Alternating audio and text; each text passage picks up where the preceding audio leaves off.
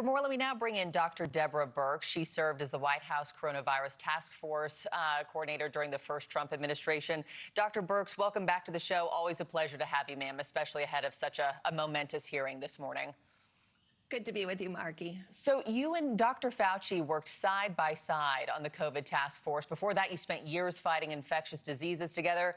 I mean, this is a man that you have called a mentor. I'm curious, how do you think he's preparing for this morning, and what's his approach going to be? Well, I think, everything that's in the diary doesn't subtract from his years of service as a physician and a scientist and all the good he's done for the world.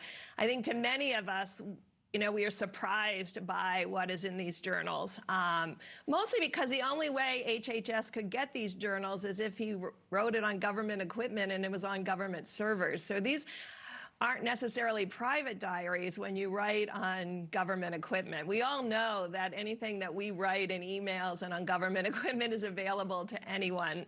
And so can be subpoenaed, apparently. Yes, and I think what is interesting to me, and I hope this hearing goes to a place where we really look at the COVID response over those 3 years.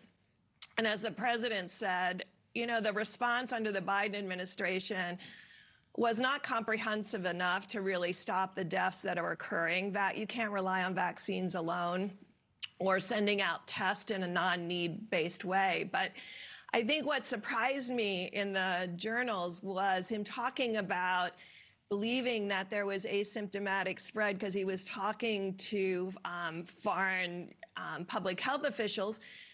That was really a key point. It's something that I believe very strongly in, and it's why I came into the White House. When you have a virus that's primarily spreading on scene, you can't track it through symptoms, which the United States was doing at that time.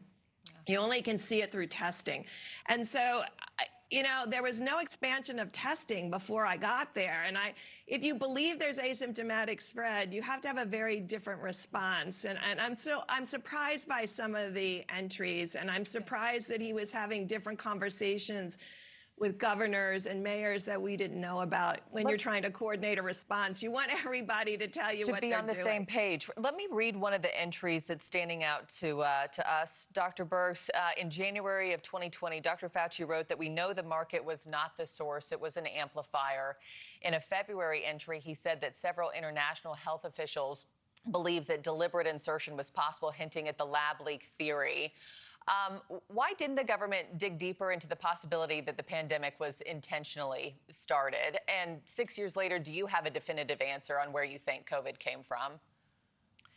What has been very disappointing for me is this is not the first pandemic that we were behind on because the country that was involved didn't provide accurate information in real time. And we see that with SARS-1 with China. We see this again in SARS-2. And the WHO amplifying what China was saying rather than gathering their own information and looking objectively at the virus. And I think that makes us still susceptible today. And so we do need a different approach for how we do worldwide surveillance, because it hasn't worked several times, and we can't rely on just trust of a country telling us what's going on. And I'm not sure. We will never know exactly what happened because we will never have those samples from that Wuhan lab. And that is the only way to really understand how this came about.